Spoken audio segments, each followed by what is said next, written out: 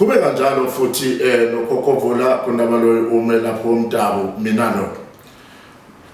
Manje ke siza kwindlela esizisungule okuyindlela ezilula zokusebenza kahle ngokulungisa izimpilo zabantu.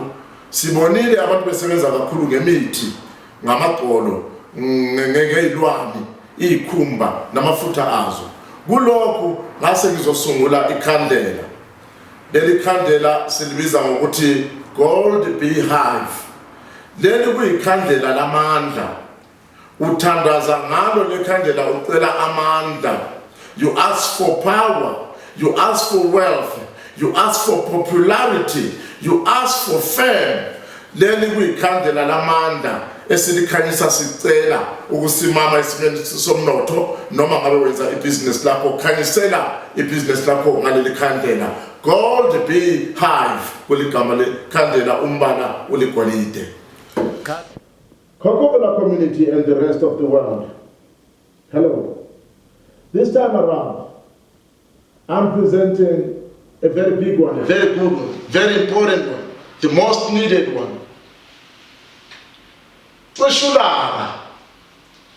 The word phrase Tushulaga means cool off the heat. It can be the heat of problems resulting from witchcraft. It can be isiklito. It can be some problems, conflicts and contradictions in a home. It can be any other problem, spiritual or other, or some certain omens and signs that say they bring a no-okay situation in your life. Anxieties, stresses, negative thoughts, and all attacks, spiritual or other.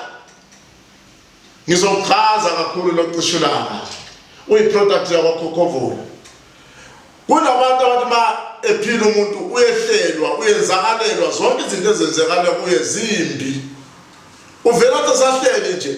Ayizakala lento abantu bonke abathi hey, phela lo muntu unesinyama lo. Lento yavele yahlala kuyena abantu akabheke. Phela lento liqonda usibani kodwa igcine ishaye yena noma isenzeke kuye. Njalo yenza iphinda.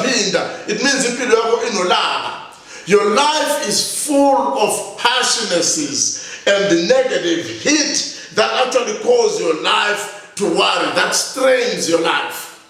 Now, ukushulaga nawo njengayo impepho cream uyehluka wena uhlazanyana ugreenyana. Nawo uyawushisa emalahleni bese kuvela lentuthu.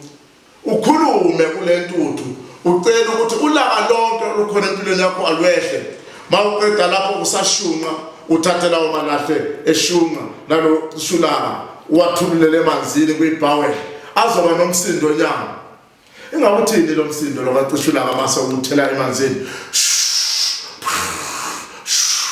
Bese usho wena ngomlomo wakho ngicisha ulaka, kungabe ulaka lwamadlozi, kungabe ulaka lwabathakathi, kungabe ulaka lwezimo nezenzakalo, kungabe ulaka nje lokuvelelwa izinto ezingasile nezibuhlungu. Ngicisha empilweni yami ulaka. Uthatha amanzana uyazigeza ngawo bese wenza nokunye nakho esizokukhomanda ukuthi nokubhaliwe okuyimininingwane ehamba nalomuthi ozokwenza ngawo. Uzwile lo muthi wenzani yokuCishulaga lolo ohlala lokushuka lokukhalisa. Cishulaga umuthi wakwaKhokovula.